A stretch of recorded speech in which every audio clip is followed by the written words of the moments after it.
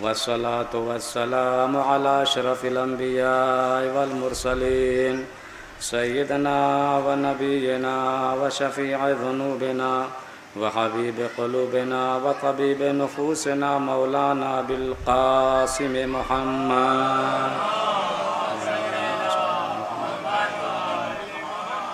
وآله الطيبين الطاهرين المعصومين المظلومين ولعنة الله على أعدائهم أجمعين من يومنا هذا إلى قيام يوم الدين. أما بعد، فقد قال أمير المؤمنين علي بن أبي طالب عليه السلام: بسم الله الرحمن الرحيم، الإخلاص عبادة المقربين.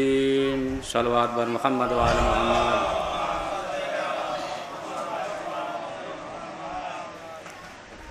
سرکار سید الشہداء امام حسین علیہ الصلوۃ والسلام کی عزاداری ایک آئینہ ہے، لہٰذا جب عزاداری امام ایک آئینہ ہے تو تمام عزاداروں کو عزاداری کے اس آئینے میں اپنا چہرہ عمل دیکھنا چاہیے کہ ہم جو عزاداری کر رہے ہیں، ہم جو مجلس ماتم کر رہے ہیں، ہم جو پروگرام اتنا کر رہے ہیں، یہ ایسا تو نہیں ہے کہ امام کی مقصدیت کی راہ سے کہیں الگ ہو رہا ہو. ہمیں سمجھ بوجھ کر کے ہر کام انجام دینا چاہیے اور یقین جانے عزاداری میں امام کا غم منانے میں کوئی غفلت اور سستی بھی نہیں ہونی چاہیے، اس لیے کہ عزاداری ہمارے لیے بھرم ہے، ہمارا وقار ہے، عزاداری ہماری جان ہے، عزاداری ہماری روح ہے اور عزاداری سے ہماری پہچان ہے. لیکن تمام عزاداروں کو اس بات کے اوپر توجہ دینی چاہیے کہ ہم جو امام کی عزاداری کر رہے ہیں، چاہے وہ جلوس ہو یا مجلس ہو یا ماتم ہو، اس کے اندر اتنا خلوص پایا جانا چاہیے، اتنا اخلاص ہونا چاہیے کہ پروردگار کی بارگاہ میں یہ عمل قبول ہو کر کے رہے. اس لیے کہ آپ یہ کہتے ہیں کہ عزاداری عبادت ہے، بے شک عبادت ہے، اور اخلاص کیا ہے؟ الاخلاص و عبادت المقربین. یہ اخلاص، یہ خلوص، یہ مقربین کی عبادت ہے. اور اس کے علاوہ بھی مولا فرماتے ہیں الاخلاص و فوز، اخلاص کامیابی ہے. تو ہمارا جتنا بھی پروگرام ہو رہا ہے، چاہے چھوٹا ہو یا بڑا ہو، دکھانے کے لیے نہیں ہونا چاہیے. ہمارے ہر پروگرام میں خلوص نظر آنا چاہیے، اخلاص ہونا چاہیے، تاکہ پروردگار عالم اسے اپنی بارگاہ میں قبول کر سکے. اور ہمارا کوئی بھی پروگرام، ہماری کوئی بھی مجلس، ہماری کوئی بھی عزاداری ہو، ایک دوسرے کو پروگرام کو نیچا دکھانے کے لیے بھی نہیں ہونا چاہیے. اس لیے کہ اگر آپ جلوس اٹھا رہے ہیں اور میں بھی جلوس اٹھا رہا ہوں، تو ایسا نہیں ہے کہ آپ جلوس کسی اور کا اٹھا رہے ہیں، میں جلوس کسی اور کا اٹھا رہا ہوں. آپ ماتم کسی اور کا کر رہے ہیں، میں ماتم کسی اور کا کر رہا ہوں. نہیں، ماتم ہر ایک کرتا ہے زہرا کے لال کا، کربلا والوں کا، شہدائے کربلا کا. انجمنیں نوحہ پڑھتی ہیں، مرثیہ پڑھے جاتے ہیں، شعر و شاعری ہوتی ہے، ذاکرین ذاکری کرتے ہیں، بڑے بڑے خطیب خطابت بھی کرتے ہیں. لیکن ہمارا ہر عمل تب قبول ہوگا پروردگار کی بارگاہ میں کہ جب اس کے اندر خلوص پایا جائے. پروردگار یہ نہیں دیکھتا کہ عمل کرنے والے کا عمل چھوٹا ہے یا بڑا ہے، وہ تو خلوص کو دیکھتا ہے. اگر خلوص ہے تو آپ کے عمل کی قدر و قیمت ہے، اور خلوص نہیں پایا جا رہا ہے تو چاہے آپ کا عمل کتنا ہی بڑا کیوں نہ ہو، پروردگار کی بارگاہ میں قبول ہونے والا نہیں ہے. بنی اسرائیل کے زمانے میں ایک عابد تھا، اللہ کا دیدار تھا، متقی تھا، پرہیزگار تھا، بہت زیادہ اللہ کی عبادت کرتا تھا. اور اس نے یہ دیکھا کہ ایک درخت ہے اور اس درخت کے اندر سے شیطان طرح طرح کی آواز نکالتا ہے اور لوگ اس کی الوہیت کے قائل ہو گئے، اس کی عبادت کرنے لگے، پوجا کرنے لگے۔ ابو ثابت نے یہ دیکھا یہ تو سب کو گمراہ کر دے گا، الوہیت سے سب کو الگ کر دے گا، تو اس عابد نے کلہاڑی اٹھائی اور کہا کہ میں جا رہا ہوں اور جانے کے بعد آج اس درخت کو میں کاٹ کر پھینک دوں گا۔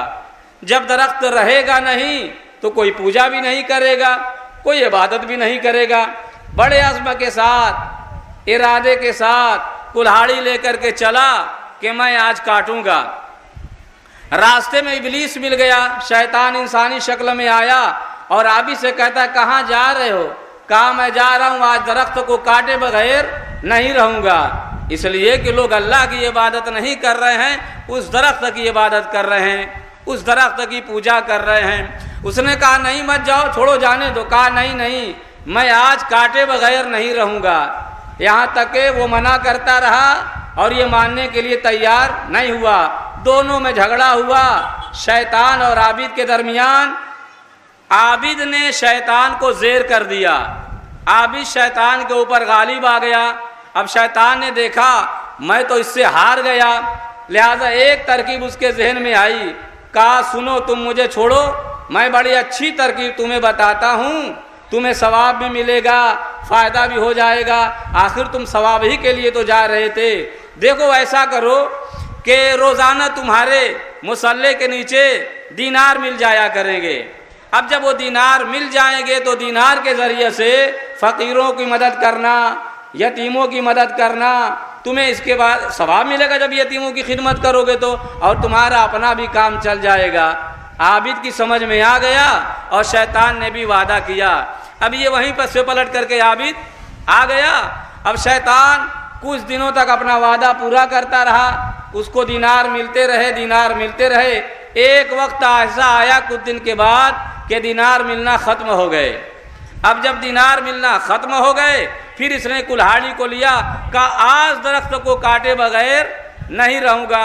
اب پھر چلا درخت کاٹنے کے لیے، شیطان وہیں پھر درمیان میں مل جاتا، کہاں جا رہے ہو؟ کہا آج تو کاٹ کے رہوں گا۔ کہاں جا رہے ہو کاٹنے کے لیے؟ کہا نہیں میں آج کاٹوں گا، اس کو کاٹے بغیر نہیں رہوں گا۔ آج بھی دو کے دونوں لڑے، جھگڑا ہوا، لیکن آج شیطان غالب آ گیا، عابد بیچارہ زیر ہو گیا، آج شیطان جیت گیا۔ اب عابد کی سمجھ میں نہیں آ رہا ہے کہ آخر ایسا کیا ہوا، اس دن میں غالب آیا تھا، آج یہ غالب آ گیا۔ عابد نے پوچھا بتاؤ آخر ماجرا کیا ہے؟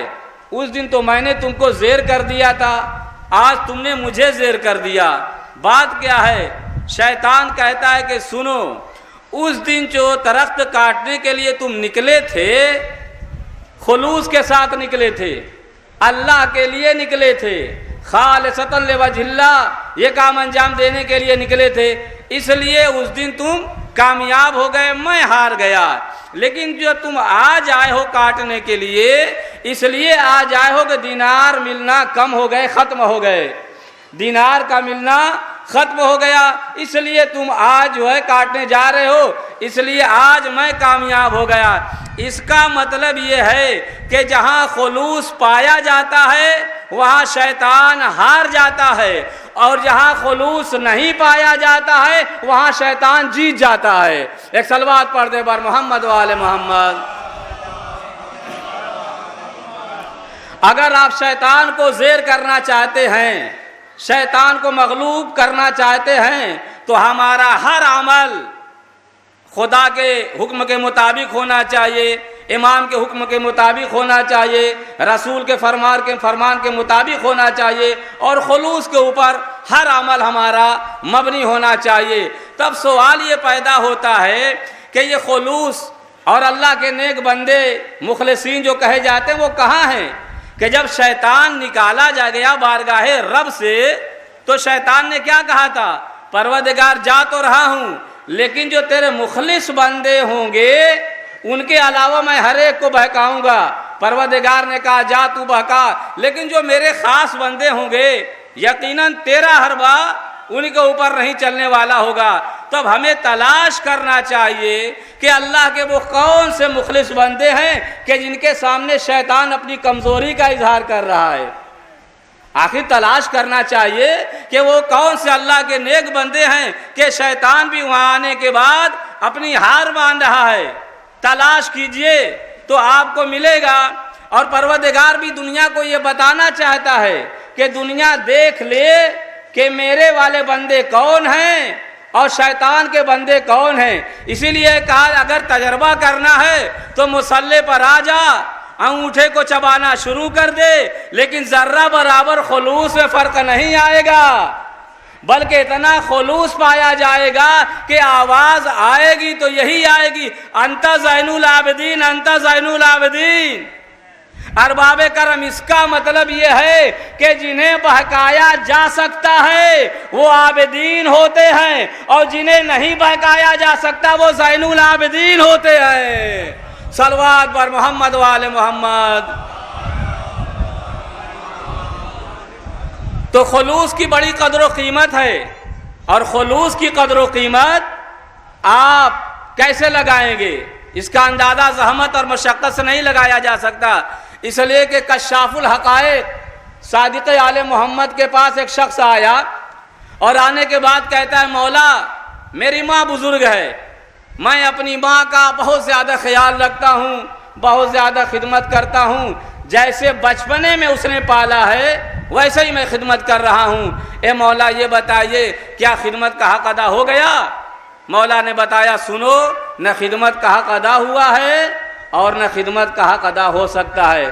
کہتا ہے مولا آخر میری خدمت میں کیا کمی ہے؟ میں اپنی ماں کو کوئی تکلیف نہیں پہنچانے دیتا، نہ پہنچاتا ہوں، ہر طرح سے میں خدمت کرتا ہوں جیسے بچپنے میں اس نے پالا ہے۔ اے مولا میری خدمت میں آخر کمی کیا ہے، نقص کیا ہے، عیب کیا ہے کہ خدمت کا حق ادا نہیں ہو سکتا؟ مولا نے فرمایا کہ جب تمہاری ماں تمہاری خدمت کر رہی تھی تو ماں دعا کر رہی تھی اے پروردگار میرا بچہ سلامت رہے، میرا بچہ سلامت رہے تاکہ میں زیادہ سے زیادہ اس کی خدمت کر سکوں۔ اور جب تو اپنی ماں کی خدمت کر رہا ہے تو یہ کہہ رہا ہے اے پروردگار میری ماں کو جلدی اٹھا لے تاکہ اس کی تکلیف دور ہو جائے۔ اب تو ہی بتا یہ موت کی تمنا کرنا یہ زیادہ بہتر ہے یا سلامتی کی دعا کرنا، حیات کی دعا کرنا یہ زیادہ بہتر ہے؟ امام نے یہ بتایا کہ یاد رکھو عمل کی قدر و قیمت جو ہے وہ زحمت سے طے نہیں ہوگی، مشقت سے طے نہیں ہوگی، بلکہ عمل کی قدر و قیمت خلوص سے کی جائے گی۔ اس لیے کہ اگر خلوص نہیں پایا جاتا ہے تو زندگی بھر کے سجدے بیکار ہو جایا کرتے ہیں، اور اگر خلوص پایا جاتا ہے تو ایک ضربہ ثقلین کی عبادت پہ بھاری ہو جاتی ہے۔ صلوات بر محمد و آل محمد۔ تو پروردگار کی بارگاہ میں خلوص کی قدر و قیمت ہے، اور بحمد اللہ ایسی ہستیوں کو ہم چاہنے والے ہیں، ماننے والے ہیں، اور ان کی محبت اپنے دل میں رکھتے ہیں کہ جنہوں نے ذرہ برابر بھی کوئی کام کیا ہے تو غیر اللہ کے لیے نہیں کیا ہے، اللہ کے لیے کیا ہے، خلوص سے کیا ہے۔ ان کا نماز دیکھیں، ان کا روزہ دیکھیں، ان کی حج زکوٰۃ، کوئی بھی عمل ان کا دیکھ لے، جو کچھ بھی انہوں نے انجام دیا ہے اللہ کے لیے انجام دیا ہے۔ اور آج ہمارا یہ عالم ہے کہ ہم اگر نماز بھی پڑھتے ہیں تو ہمارا ذہن ادھر ادھر چلا جاتا ہے، کبھی دائیں کبھی بائیں، اور ان کے ہاں کتنا خلوص پایا جا رہا تھا، ذرہ برابر ان کے اندر کوئی نقص نہیں پایا جا رہا تھا، کوئی کمی نہیں پائی جا رہی تھی۔ یاد رکھیے جس طرح سے ہم عزاداری خلوص کے ساتھ کر رہے ہیں ویسے ہی خلوص کے ساتھ ٹائم سے ہم کو نماز بھی پڑھنا چاہیے۔ میں یہ نہیں کہتا کہ آپ دن بھر مسجد میں آ کر کے رہیے، نوافل بھی پڑھیے، مستحبات بھی پڑھیے، نہیں، بچوں کے لیے کمانا بھی ہے، خدمت بھی کرنا ہے، بچوں کی تربیت بھی ہے، آپ پنجگانہ پڑھ لیجئے، لیکن ٹائم سے یہ بھی کر لیجئے اور ٹائم سے وہ بھی کر لیجئے۔ اس لیے کہ آج کے دنیا میں میرے خیال سے اگر کوئی عزادار تارک الصلاۃ ہے، بے نمازی ہے، روزے کا پابند نہیں ہے، نماز کا پابند نہیں ہے، اور وہ یہ کہتا ہے کہ میں سچا حسینی ہوں، تو میری سمجھ میں نہیں آتا میری سمجھ میں نہیں آتا، ارے یہ کیسا عزادار ہے، یہ کیسا حسینی ہے کہ جو نماز نہیں پڑھ رہا ہے اور دعویٰ کر رہا ہے کہ میں سچا حسینی ہوں۔ دعویٰ غلط ہے، سچا حسینی وہی ہوگا جو نماز کا پابند ہوگا۔ نماز کو چھوڑ کر کے، تارک الصلاۃ بن کر کے اگر وہ کوئی کہہ رہا ہے کہ ہم بہت مولا کے چاہنے والے ہیں تو بس یوں ہی ہے، سمجھ لیجئے، دکھانے کے لیے ہے، سچا حسینی نہیں ہے۔ اگر سچا حسینی ہوگا تو امام کے کہے ہوئے باتوں پر عمل کرے گا، امام کے فرمان پر عمل کرے گا۔ اور دیکھیں خلوص میں عرض کر رہا ہوں کہ کتنا خلوص تھا ہمارے امام کے ہاں۔ چوتھے امام کو لے لیجئے، یوں تو ہر امام کا خلوص الگ الگ ہے، چوتھے امام کو لے لیجئے، چوتھے امام نماز پڑھ رہے ہیں اور آپ کا بیٹا یعنی ہمارا اور آپ کے پانچویں امام کبسنی کی عالم میں کنویں میں چلے جاتے ہیں، گر جاتے ہیں، اور امام نماز پہ نماز پڑھتے چلے جا رہے ہیں، نماز کو توڑ نہیں رہے ہیں، اور ذرہ برابر امام کا ذہن ادھر ادھر بھی نہیں جا رہا ہے۔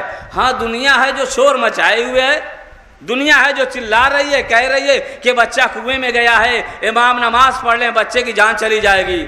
لیکن کمال تو یہ ہے کہ نہ کنویں میں گرنے والا چلا رہا ہے، نہ مصلی پر نماز پڑھنے والا غیر مطمئن ہو رہا ہے۔ یہ بھی اطمینان یہاں ہے اور وہ بھی وہاں مطمئن ہے، اتنا اطمینان پایا جا رہا ہے، سارے کے سارے لوگ چلا رہے ہیں، بچے کی جان چلی جائے گی۔ ایسے عالم میں تو نماز کو توڑ دینا چاہیے۔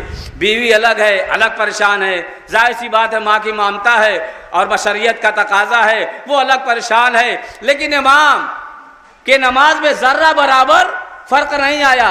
جب امام سکون سے، امام اطمینان کے ساتھ نماز پڑھ چکے، امام کی نماز تمام ہو چکی، تو امام کنویں کے پاس آئے اور آنے کے بعد کہتے لا میرے بچے کو میرے حوالے کر۔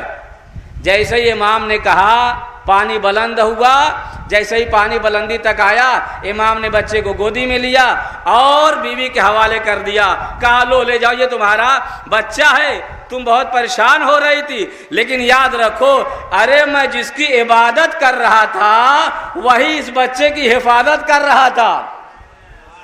ارباب کرم ساری کی ساری دنیا پریشان تھی، سارے لوگ پریشان تھے، محلے ٹولے والے پریشان تھے، گھر کی عورتیں الگ پریشان تھی۔ آخر یہ ماجرا کیا ہے؟ یہ بچہ اس کی جان چلی جائے گی۔ امام نماز پڑھ لے اطمینان کے ساتھ، ارباب کرم امام اطمینان کے ساتھ نماز نہیں پڑھ رہے تھے۔ ارے امام کا سکون اور اطمینان یہ آواز دے رہا تھا کہ جب کنواں یوسف کو نہ ہلاک کر سکا تو فخر یوسف کو کیا ہلاک کرے گا؟ صلوات بر محمد وآل محمد۔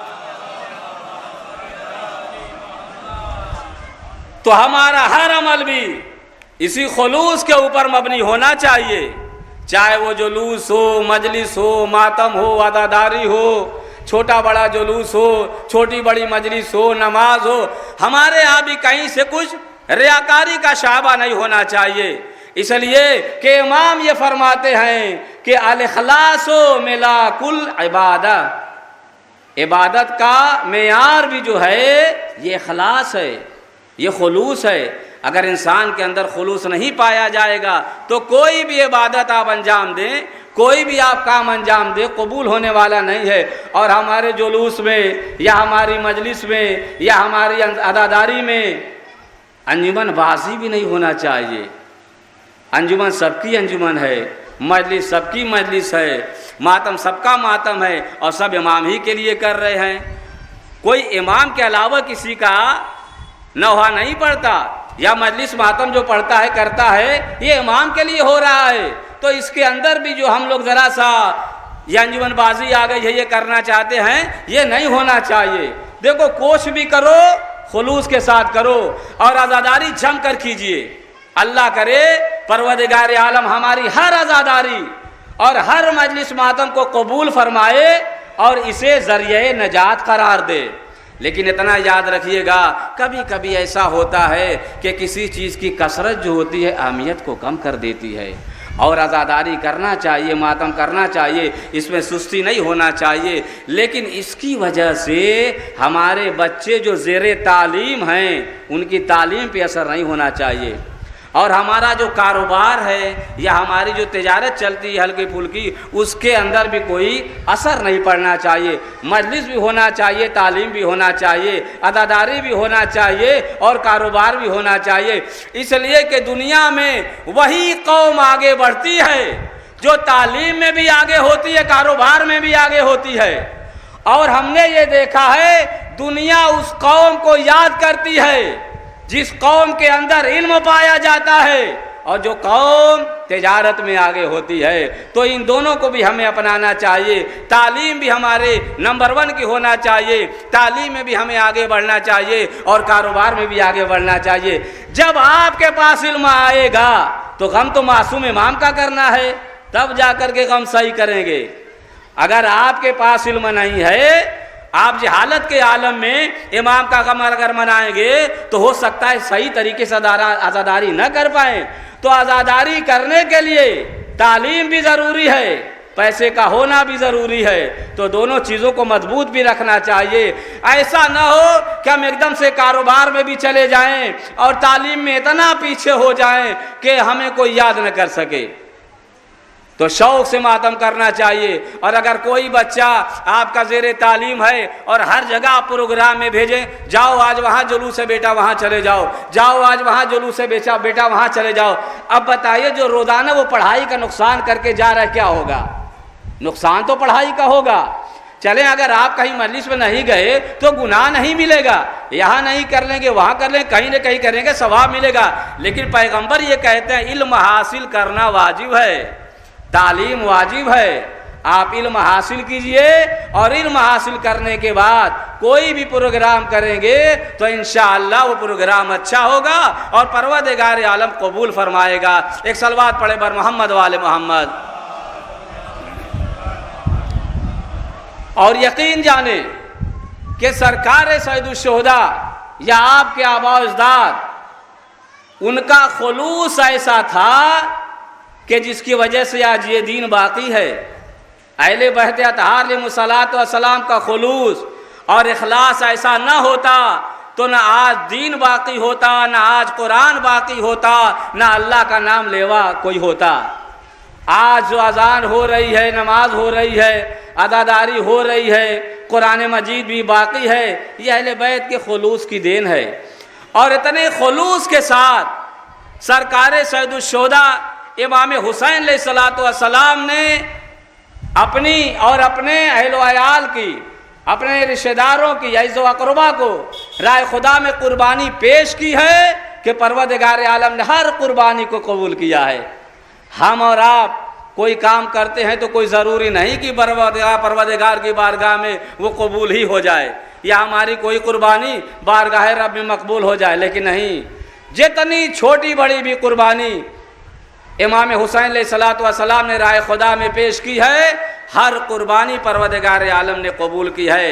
اور یاد رکھیے کربلا میں جو مظالم ڈھائے گئے وہ ڈھائے گئے، عصر عاشور تک ان کے مصائب کی مسافت طے ہو گئی جو کربلا کے میدان میں شہید ہو گئے۔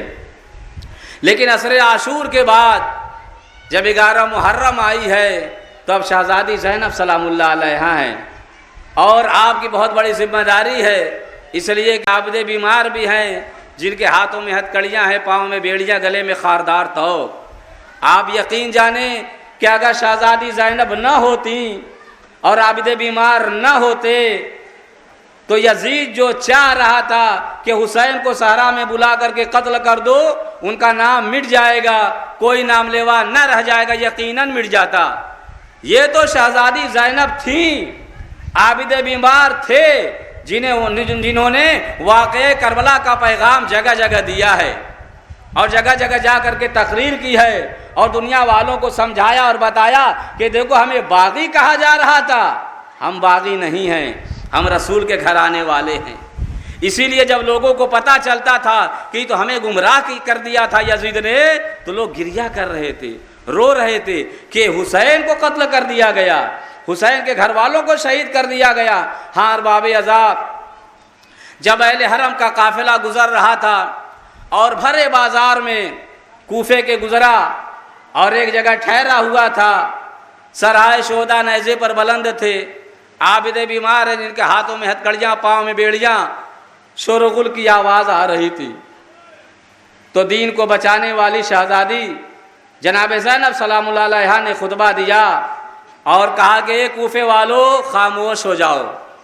نہ معلوم اس ایک جملے میں کتنی تاثیر تھی کہ ہوا کی سرسراہٹ بھی رک گئی، جانوروں کے گلے میں جو گھنٹیاں باندھی ہوئی تھیں ان کی آوازیں بھی خاموش ہو گئیں، اتنی تاثیر تھی۔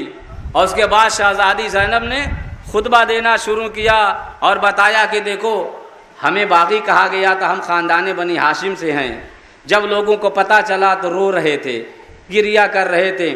اتنے میں ارباب ازار روایت یہ کہتی ہے کہ حبیبہ بھی موجود تھیں اپنے بالا خانہ سے، وہ بھی قافلے کو دیکھ رہی تھی کیسا قافلہ آ رہا ہے۔ ان کی نظر ایک بچی پر پڑی جس کے ہونٹ سوکھے ہوئے تھے، اس نے یہ دیکھا کہ واقعی بچی بڑی پیاسی لگ رہی ہے، قریب آئی اور آنے کے بعد یہ کہتی ہے بچی بڑا معصومانہ چہرہ ہے، نورانی چہرہ ہے، شریف گھرانے کے لوگ لگ رہے ہیں، اے بچی میں تمہیں پانی پلا دوں گی، میرے لیے 3 دعائیں کر دو۔ شہزادی سکینہ پوچھتی ہیں بتاؤ تمہاری دعا کیا ہے؟ ایک مرتبہ وہ کہتی ہے کہ میری پہلی دعا تو یہ کر دو کہ جس طرح سے یہ اسیر قافلہ ہو گیا ہے یا تم لوگ مقید ہو گئے ہو، ہمارے بچے ایسے اسیر نہ ہوں، اور دوسری دعا یہ کر دو کہ تمہاری طرح ہمارے بچے یتیم بھی نہ ہونے پائیں۔ جناب سکینہ نے اس کے لیے دعا کی۔ اس کے بعد جناب سکینہ فرماتی ہیں کہ بتاؤ تیسری دعا کیا ہے؟ وہ کہتی ہے کہ اے بچی میری تیسری دعا یہ ہے کہ میرے لیے دعا کرو پروردگار عالم مجھے توفیق دے کہ مکہ مکرمہ جاؤں میں حج کرنے کے لیے، میں حج پہ جاؤں، حج پہ جانے کے بعد مدینہ منورہ جاؤں اور وہاں جانے کے بعد شہزادی زینب کی میں زیارت کروں۔ ایک زمانہ ہو گیا شہزادی کی میں نے زیارت نہیں کی ہے، میں نے ان کی خدمت بہت کی ہے اور ایک زمانے سے زیارت نہیں ہوئی ہے۔ سکینہ کہتی ہیں کہ یہ بتاؤ اگر تمہاری شہزادی زینب یہاں مل جائیں تو کیا تم انہیں پہچان لوگی؟ حبیبہ کہتی ہے بھرے دربار میں، بازار میں میری شہزادی کا نام لینا بھی عیب ہے، خبردار شہزادی کا نام نہ لو۔ سکینہ نے کہا سوء اتفاق اگر وہ یہاں آ جائیں تو کیا ان کو تم پہچان لوگی؟ ایک مرتبہ حبیبہ یہ کہتی ہیں ہاں میں ضرور پہچان لوں گی، اس لیے کہ میں ایک زمانے تک ان کے ہاں رہ چکی ہوں۔ تو شہزادی سکینہ نے ایک مرتبہ بی بی زینب سلام اللہ علیہا کی طرف دیکھنا شروع کیا۔ بی بی زینب نے حبیبہ کی طرف دیکھا اور کہا حبیبہ بچی سے کیا بات کر رہی ہو؟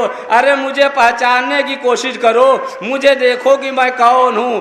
حبیبہ یہ کہتی ہے چہرہ تو دیکھا ہوا لگتا ہے لیکن پہچان نہیں پا رہی ہوں۔ جناب زینب یہ آواز دیتی ہیں اے پروردگار اب ہمارے اوپر یہ وقت آ گیا ہے کہ ہمارے چاہنے والے بھی نہیں پہچان پا رہے ہیں۔